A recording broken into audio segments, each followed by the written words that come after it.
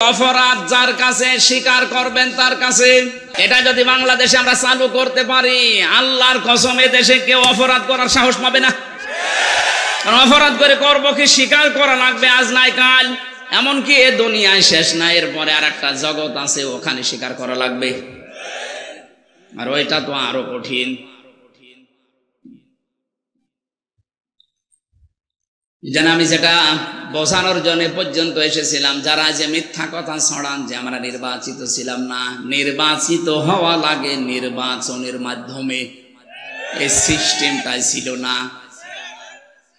কোরআনে কারিমে আল্লাহ সূরা হজের ৭৮ নম্বর আয়াতে জানিয়েছেন, হুয়া জিতাবাকুম ওয়া মা জাআলা আলাইকুম ফিদ্দীনি মিন হারাজ। তিনি সে আল্লাহ যিনি তোমাদেরকে নির্বাচিত করেন। জামালপুরবাসী বুকে হাত দিয়ে বলেন তো, নির্বাচিত করা হয় যে পদ্ধতির মাধ্যমে তার নাম কি? নির্বাচন। বলেন বলেন। নির্বাচন না হলে মানুষ নির্বাচিত হয় কি করে? যেহেতু এটা হয়নি, তার মানে আপনি নির্বাচিত না। এ কথাটা মিথ্যা কথা। আপনি যতই মোড়লদেরকে বোঝান, তারা তো আর পাগল না, অত পাগল না। পাগল কিন্তু অত পাগল না। সুতরাং মিথ্যা কথা ছড়ানো যাবে না। যারা ছড়াচ্ছেন তারা থামবেন। আমি জানি জালেমদের কপালে হেদায়েত নেই। আল্লাহু লা ইয়াহদিল কওমাজ জালিমিন। আল্লাহ বলেন ইয়াহদি, এটা মজারে বর্তমান ভবিষ্যৎ, প্রেজেন্ট ফিউচার। জালেমদেরকে আমি আল্লাহ পথ দেখাচ্ছি না, ওদেরকে পথ দেখাবো না। এই জন্য জালেমদের দুনিয়াও শেষ, আখেরাতও শেষ। কারণ কিয়ামতের দিন জালেমরা আল্লাহর মামলার আসামি। কার? এটা আমি বানালাম। হ্যাঁ, সূরা শুরা ৪২ নম্বর আয়াতের প্রথম অংশে আছে, ২৫ নম্বর পারার ৬ নম্বর পৃষ্ঠার ১২ নম্বর লাইনে পাবেন, ইন্নামাস সাবিলু আলাল্লাযীনা ইয়াযলিমুনান নাস। অবশ্যই আমি আল্লাহ নিজে মামলা দায়ের করব তাদের বিরুদ্ধে যারা মানুষ হয়ে মানুষের উপরে জুলুম করেছে। এটা দেশে হয়নি বলেন তো? এই কথা বলেন না, হয়নি? এই জন্য বলছি জালেমরা, ওদের দুনিয়া শেষ, আখেরাত তো আগেই শেষ। এই জন্য আমরা যেন আবার ওদের মতো কপাল পোড়া হয়ে না যায়। আমি এই জন্য বারবার সতর্ক করছি, আমাদের সামনের জীবন বিবেক দিয়ে চালানো লাগবে। আজকের তেলাওয়াত কি দয়াতে আল্লাহ ওই কথাগুলো আমাদেরকে শোনাচ্ছেন, যাদের ৩টি ইন্দ্রিয় শক্তি দিয়েছি কিন্তু তারা কাজে লাগাচ্ছে না। আমি আল্লাহর ঘোষণা, এরা জাহান্নামী। ওয়ালাকাদ যারানা লিজাহান্নামা কাসীরাম মিনাল জিন্নি ওয়াল ইনস। সূরা আরাফের ১৭৯ নম্বর আয়াতের প্রথম অংশে আল্লাহ জানিয়েছেন, অবশ্যই। এখানে আল্লাহ ওয়া দিয়ে আরম্ভ করে ২টা তাকিদ দিয়েছেন, লাম একটা, কদ একটা। কথা বলার আগে আল্লাহ গ্যারান্টি দিচ্ছেন, তার মানে এটা গুরুত্বপূর্ণ বিষয়। অবশ্যই অবশ্যই যারানা লি জাহান্নামা, জাহান্নামের জন্য আমি আল্লাহ বানিয়েছি, তৈরি করেছি, কাসীরাম মিনাল জিন্নি ওয়াল ইনস, অধিকাংশ মানুষ আর জিন জাহান্নামে যাবে, এই জন্যই তারা তৈরি হয়েছে। আল্লাহ এখানে কালিল না দিয়ে কাসির দিয়েছেন। প্রশ্ন আসতে পারে, অধিকাংশ জিন আর মানুষ যদি জাহান্নামে যাবে, তাহলে আমার দোষ কি? আমার দোষ আছে। আমার দোষ এইটা। এখানে আল্লাহ ৩টি ইন্দ্রিয় শক্তির কথা জানাচ্ছেন। এটা পৃথিবীর সব সৃষ্টিকে দেয়নি, যাদেরকে দিয়েছেন তারা যদি কাজে না লাগায়। আল্লাহ প্রথম প্রশ্ন দিচ্ছেন, প্রথম তাদের পরিচয় দিয়েছেন, উলাইকা কাল আনআম, এরা চতুষ্পদ জানোয়ার, বালহুম আদল, বরং তার চাইতে নিকৃষ্ট। আদল ইসমে তাফজিল, এটা এর চাইতে খারাপ আর হয় না। উলাইকা হুমুল গাফিলুন, এরা গাফেল। এবার দেখেন তো এই ৩টি ইন্দ্রিয় শক্তি আপনার আমার আছে কিনা? লাহুম কুলুবুল লা ইয়াফকাহুনা বিহা। আল্লাহ পাক বলেন ১ নম্বরে তাদের ইন্দ্রিয় শক্তি দিয়েছি কলব, হৃদয়। এই যে কমন সেন্স, বিবেক, এটা যাদেরকে দিয়েছি, এটা থাকার পরে যারা কাজে লাগায় না, ওইগুলো আমি আল্লাহর কাছে মানুষ হিসাবে বিবেচিত না, ওরা জানোয়ার। এটা সারা বিশ্বের ভেতরে বাংলাদেশে এই প্রকার মানুষ আপনি বেশি পাবেন। বিবেক কাজে লাগায় না, এই কথা বলছেন না কেন? আপনি দেখেন তো, বিবেক কাজে লাগায় না এরকম মানুষ দেশে নেই। আপনি একটু বারের জন্য বিবেককে একটু নাড়া দেয় না যে আমি কি ছিলাম আর কি হলাম। আল্লাহ ওই জায়গায় একটু আঘাত দিয়েছেন, হাল আতা আলাল ইনসানি হিনুম মিনাদ দাহরি লাম ইয়াকুন শাইআম মাযকুরা। সূরা দাহরের প্রথম নাম্বার আয়াতে আল্লাহ বলেন মানুষকে একটু চিন্তা করে না যে কি থেকে আল্লাহ ওকে আমি কি বানিয়েছি। অত উল্লেখ করার মতো কিছু ছিল না। ও যে হামজা হয়ে চেয়ারে বসে আছে, এই নাম গন্ধ ছিল? বলেন বলেন, একটা বারের জন্য তো চিন্তা আসে না যে কি দিয়ে বানালাম তোকে আমি? হ্যাঁ, তোর বাবা মার দায়িত্ব ছিল শুধু বিছানায় থাকা, বাকি যা করার কেউ করে না, এটা আমি আল্লাহ করেছি। কোরআনে কারিমে সূরা মুলকের ভেতরে আল্লাহ আমাদেরকে একটু নাড়া দিয়েছেন, আম্মান খালাকাম হাযাল্লাযী হুয়া জুনদুল লাকুম ইয়ানসুরুকুম মিন দুনির রাহমান ইনিল কাফিরুনা ইল্লা ফি গুরুর। আল্লাহ পাক বলেন তার নিজের নামটা এখানে দিয়েছেন রহমান। এ রহমান যদি তোমাদেরকে বঞ্চিত করে দেয়, তোমাদের কোন সৈন্যবাহিনী আছে যে তোমাদেরকে বাঁচাতে পারে, সাহায্য করতে পারে? উনি যে বিভিন্ন সাহায্য তোমাকে করছে।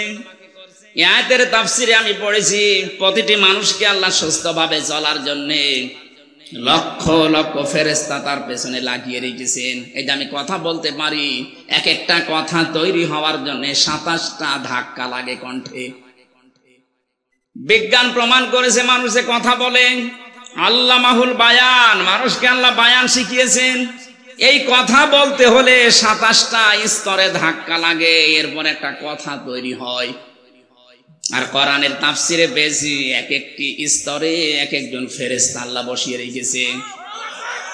এ ওর কাছে, ও ওর কাছে, ও ওর কাছে এভাবে দিতে থাকে। 27 নাম্বার ধাক্কায় দিয়ে একবার একটা কথা বের হয়। কোন বাবা এ কথাটা তৈরি করে দিচ্ছে আপনারে?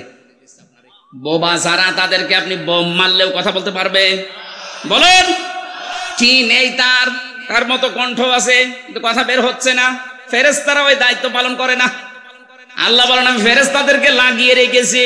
এই যে কানে শোনো, এখানে প্রায় 24টা ধাক্কা লাগছে। 24টা ধাক্কা লাগার পরে পর্দায় কথাটা যে ধাক্কা লাগে, ওখানে একটা তরঙ্গ সৃষ্টি হয়। কম্পিউটার আপনি সেট করতেন, আমি আপনার মানব দেহ একটা একটা করে দেখাতে পারতাম, আপনি সেজদা দিতে বাধ্য হবেন। সূরা তারিকের ভেতরে আমি তাফসীর পড়তে গিয়ে বেশি ফালিয়ানজুরিল ইনসানু মিম্মা খুলিকা মিম্মা দাফিকি ইয়াখরুজু মিন বাইনিস সুলবি ওয়াত তারাইব। আল্লাহ পাক বলেন দুনিয়ার মানুষেরা মনে করেন হামসাকেই বলছে, ও হামসা একটু নজর করে দেখো না কি জিনিস দিয়ে তোমারে বানালাম। বাবার স্ফলিঙ্গ দিয়ে দ্রুত গতিতে বের হয়ে যাওয়া এনা পাক পানিটা যখন মায়ের রেহেম পর্যন্ত যায়, আমি আল্লাহ 40 দিন এভাবে পাল্টাতে থাকি। 6 মাস পর্যন্ত পাল্টাতে পাল্টাতে একটা আলাদা রূপ আমি নিজে দান করি। এর রূপ দেওয়ার জন্য 13টা জিনিস লাগে। কয়টা? বলেন বলেন।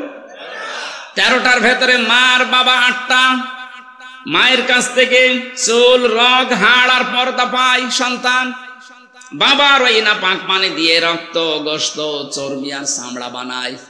4 4 8টা হলে মানুষ তৈরি হবে না। আল্লাহ পাক বলেন আমি যে রব নাম নিয়েছি এই কারণে আরো 5টা জিনিস দান করি। ওয়াজাআলা লাকুমুস সামআ ওয়াল আবসারা ওয়াল আফইদা ইলা আখিরি আয়াত। সূরা নাহলের 78 নম্বর আয়াতের মাঝের অংশে আছে। 14 নম্বর পারার 14 নম্বর পৃষ্ঠা 14 নম্বর লাইনে আছে। আল্লাহ পাক বলেন শ্রবণ শক্তি, দর্শন শক্তি, বাক শক্তি, আকেল শক্তি আর জ্ঞান শক্তি, এই 5টা আমি নিজে দান করি। একটাও যদি কম দিতাম, তুমি হামজা আসতে যদি আমি দর্শন শক্তি না দিতাম তাহলে কানা হয়ে আসতে। এই কথা বলছেন এখানে, মানে কানা দুনিয়ায় আসে না। আল্লাহ তারে 12টা দিয়েছে, ওই একটা দেয়নি।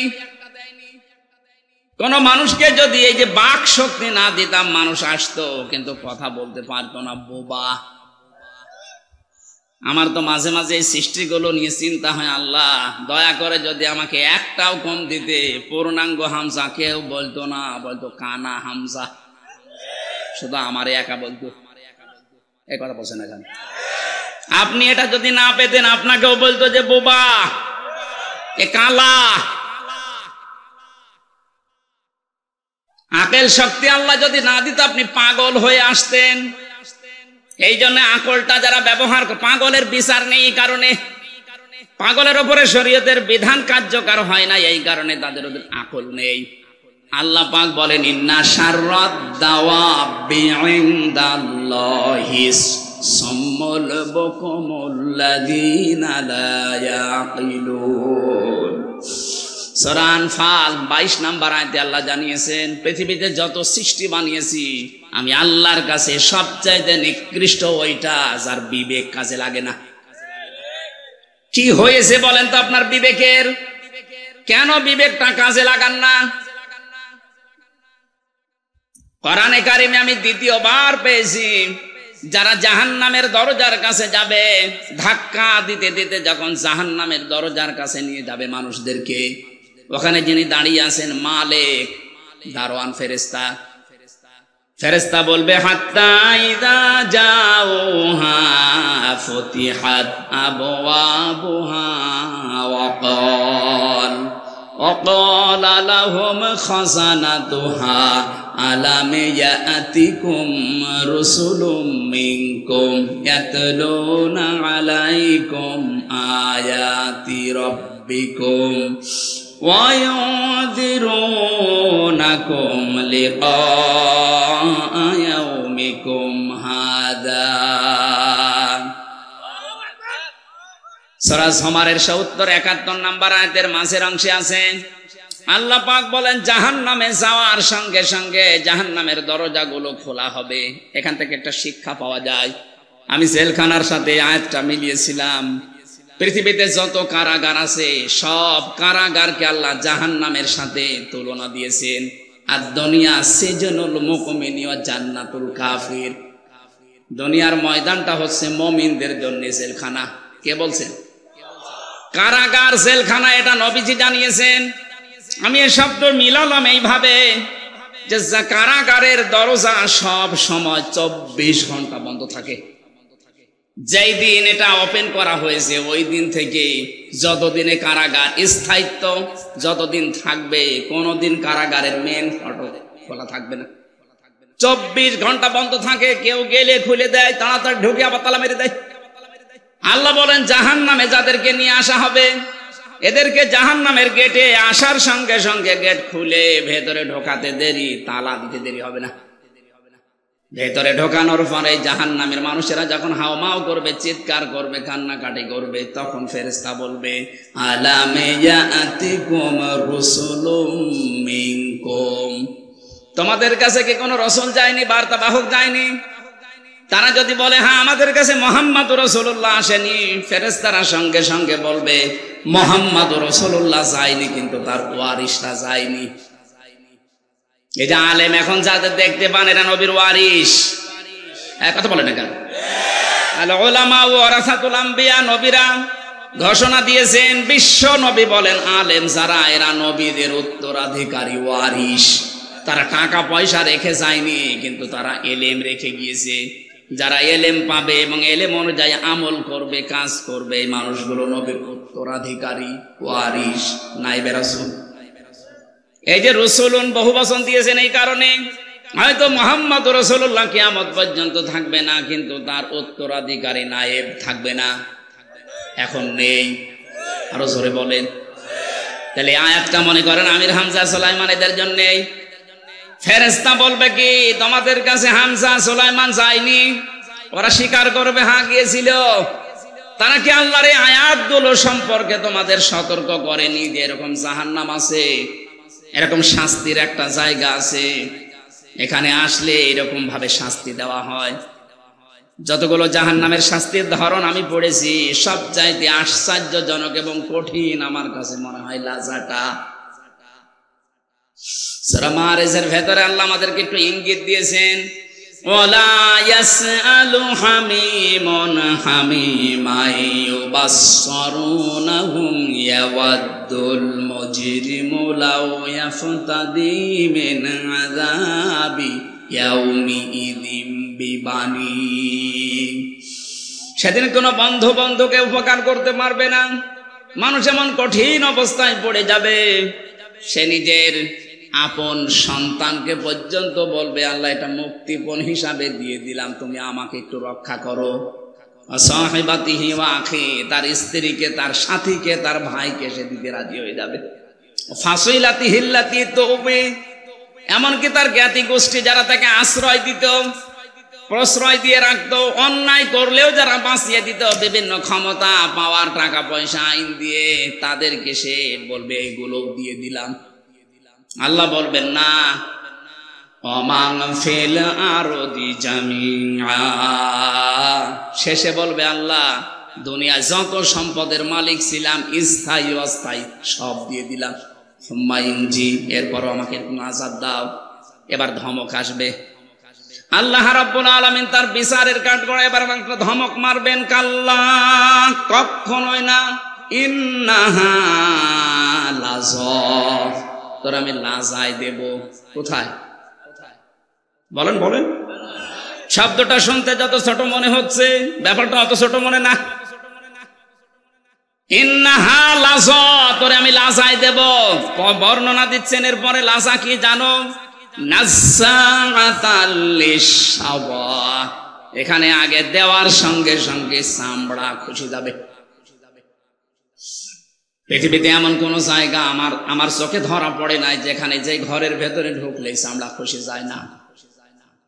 চামড়া খসানোর কিছু পদ্ধতি আছে, ওগুলো আগে অ্যাপ্লাই করা লাগে, ওগুলো আগে প্রয়োগ করা লাগে, তারপরে চামড়া খসে।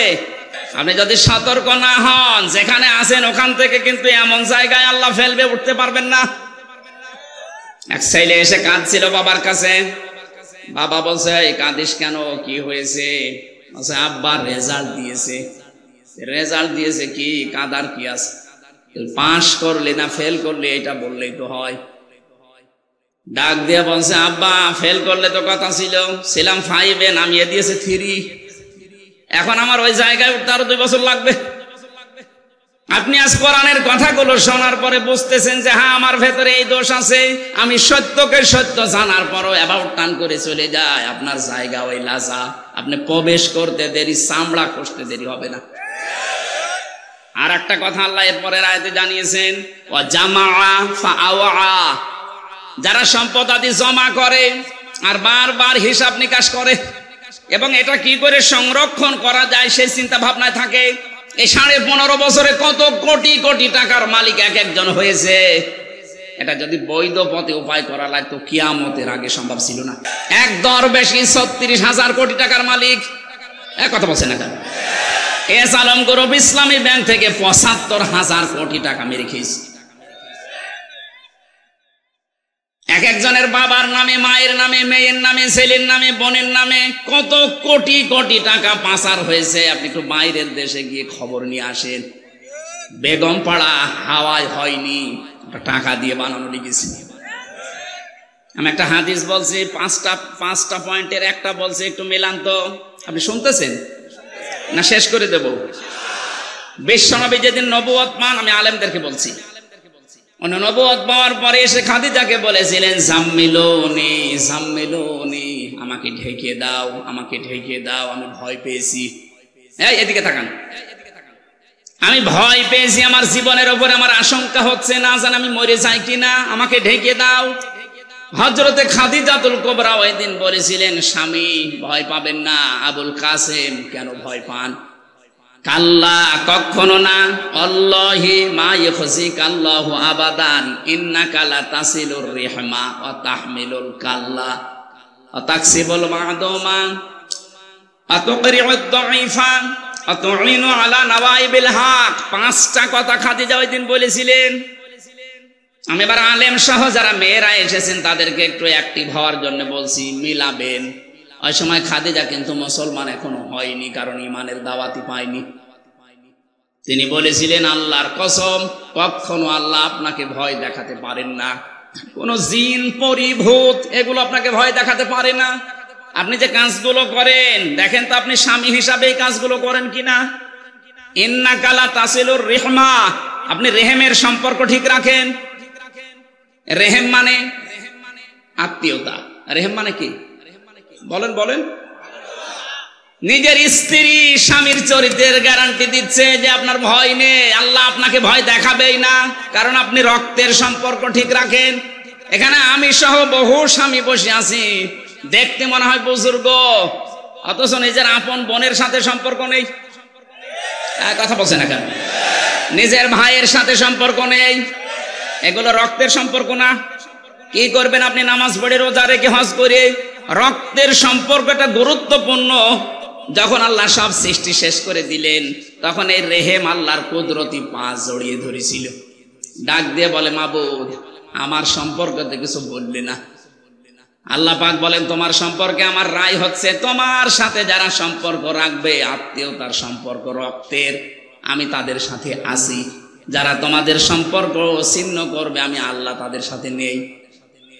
আপনি রক্তের সম্পর্ক যদি ছিন্ন করে দেন, আল্লাহ আপনার সাথে নেই। বলেন, আপনার নামাজ দিয়ে আপনি কি জান্নাতে যেতে পারবেন? রোজা দিয়ে, যাকাত দিয়ে? বলেন না কেন?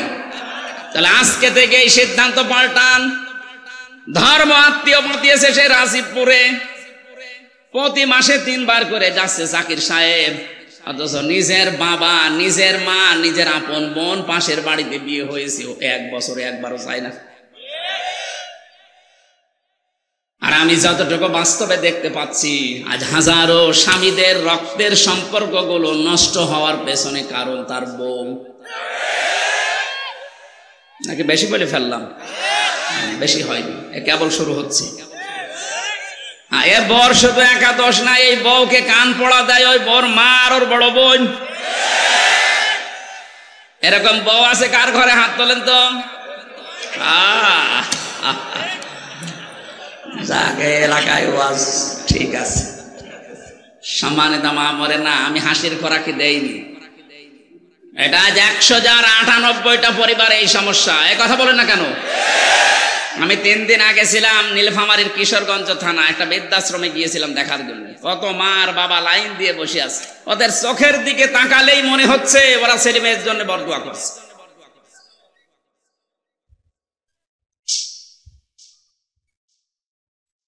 এই ছেলেটার জন্য 25 থেকে 30 বছর ওর মা বাবা শ্রম দিল।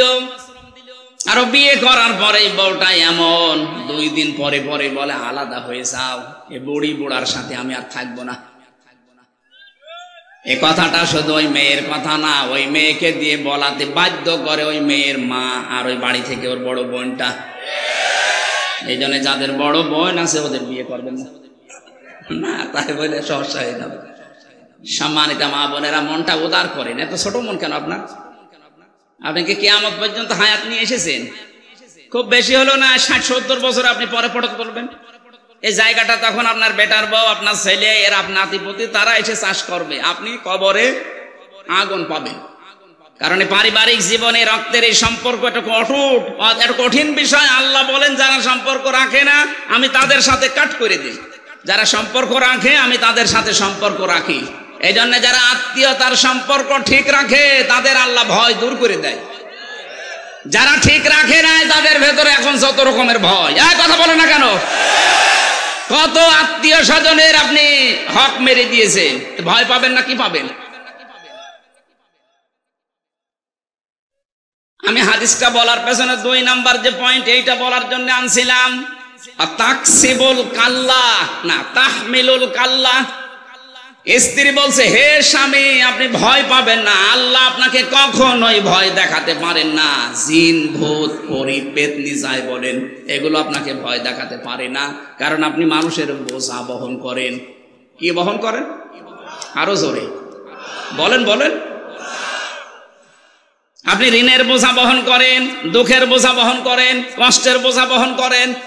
কত রকমের বোঝা আপনি দুনিয়ায় মানুষের বহন করেন, হালকা করে দেন। আপনি ভয় পান কোন কারণে? অথচ যিনি পালিয়ে গেছেন, আমি নাম ধরেই বলছি, কত রকমের বোঝা এই দেশের ওপর উনি চাপিয়ে দিল বলেন আপনি। এই যে 2780 জন মানুষ এখন হাসপাতালে কাতরাচ্ছে, এগুলো সব তার পরিবারের জন্য, দেশের জন্য বোঝা। কারণ কারো হাত নেই, পা নেই, চোখ নেই, অন্ডকোষ নেই। এই কথা বলছে না কেন? এই ছেলেটা, এই মেয়েটা যারা অসুস্থ হয়ে এখন হাসপাতালে পড়ে আছে, এগুলো তার পরিবারের জন্য বোঝা না? এই সমাজের জন্য বোঝা না? দেশের জন্য বোঝা না? এগুলো দিয়ে গেল যিনি, উনি যদি আগে থেকে এভাবে পালিয়ে চলে যেত, তাহলে এগুলো হাসপাতালে যেত না। নবীজি বোঝা হালকা করেন, আর এরা বোঝা দিয়ে যায়। অর্থনীতিকে এমন জায়গায় নিয়ে তলানিতে ঠেকিয়েছে, দেশে এখন এত ঋণ, কেউ যদি জন্ম নেয় এখন সে 1 লাখ টাকা তার মাথার উপরে ঋণ। ঋণের বোঝা আপনি দিয়ে চলে গেলেন, আপনি তো আরামে আছেন, কিন্তু আমরা এখন বাঁচবো কি করে? নবীজি বলেন আমার উম্মত যারা, তারা বোঝা আরো বহন করবে, মানুষের বোঝা দূর করে দেবে, হালকা করবে। আর এমন উম্মত আমরা পেয়েছি আরো বোঝা দিয়ে যায়। সুতরাং যারা মানুষকে বোঝা দিয়ে যায়, তাদের অন্তরের ভেতরে ভয় তৈরি করে দেয় কে? এই জন্যই তো ভয় পালিয়েছে। হ্যাঁ, না তো পালালেন কেন? এই 15.5 বছরে আপনার চাইতে মুসলমানেরা অত্যাচারের শিকার কম হয়েছে, একটাও তো পালিয়ে গেল না। জেল, জরিমানা, এমনকি আয়না ঘরে কেউ 8 বছর 10 বছর পর্যন্ত থাকছে, তারপরও পালায়নি। এই কথা বলে না কেন? আর আপনি কি হয়ে গেল যে পালিয়ে চলে গেলেন? তার মানে আপনার অন্তরের ভেতরে ভয় আমার আল্লাহ তৈরি করে দিয়েছে। যারা মানুষের বোঝা বাড়িয়ে দেয়, বোঝা বহন করে না, আরো চাপিয়ে দেয়, তাদের অন্তরে ভারী ভয়। ভয় কে দেয়?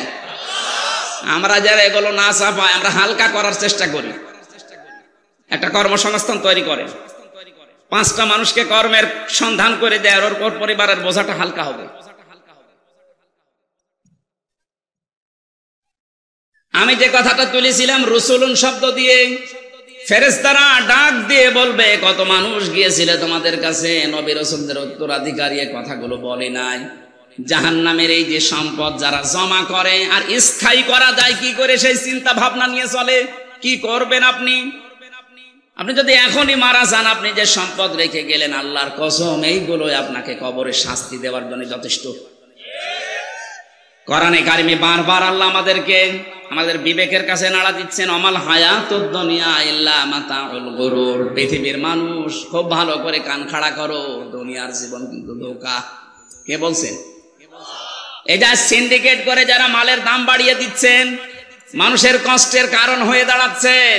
সিন্ডিকেট করার মাধ্যমে যত সম্পদ আপনি উপার্জন করছেন, টাকা পয়সার মালিক হচ্ছেন, আপনার এই অবৈধ টাকা ভোগ করার জন্য আপনার মেয়ে, আপনার ছেলে, আপনার স্ত্রী 2 পায়ে খাড়া। কথা বলছেন এখন?